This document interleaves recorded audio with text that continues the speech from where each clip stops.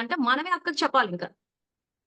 సెంటర్‌లోకి రానివ్వం, మౌంట్ ఆబూకి రానివ్వం అంటే అసలు మీ పరిస్థితే ఈ రకంగా ఉంది. ఇప్పుడన్నా పరివర్తన చెందండి. బాబానే మిమ్మల్ని సెంటర్‌ల నుంచి కదిపేస్తా అంటున్నారు.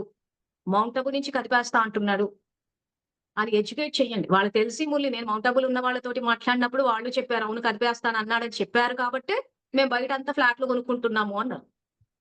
అక్కడ బయట ఏం చేశారంటే బీకేగాల్ని ప్రతి సెంటర్‌కి ఈ ఆస్తులు పోగేసి ఇవన్నీ కట్టుకొని ఇంత హడావిడి ఎందుకు చేస్తున్నారంటే ఆయన కదిపేస్తాడన్న విషయం తెలుసుకొని.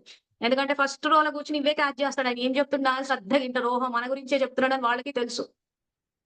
ఇక తెలుసు కాబట్టి ఆ పాయింట్‌లన్నీ క్యాచ్ చేసి సర్లే ఆయన మౌంట్ ఆబూ నుంచి కదిపేసినా మనం బయటో ఫ్లాట్ పెట్టుకుందాం అని చెప్పి చాలా మంది సెంటర్‌కెళ్ళి ఫ్లాట్‌లు కొనుక్కున్నారు బయట. అధర్మాన్ని సమాప్తి చేసేటప్పుడు ఫస్ట్ ఆఫ్ ఆల్ ఆయన కన్నా మేము 2 స్టెప్పులు ఎక్కువ అంటున్నారు. ఆయనను ఓవర్‌టేక్ చేస్తాం అంటున్నారు. మన 'భక్త ప్రహ్లాద' సినిమా. సో, ఆయనను ఓవర్‌టేక్ చేసి, ఆయనని బయటికి రాకుండా అన్ని జాగ్రత్తలు తీసుకొని, ఆయనను ఒక చిన్న బల్బు చేసేసి, ఈనాడన కదిపేస్తానంటే అట్లెట్లా కదిపి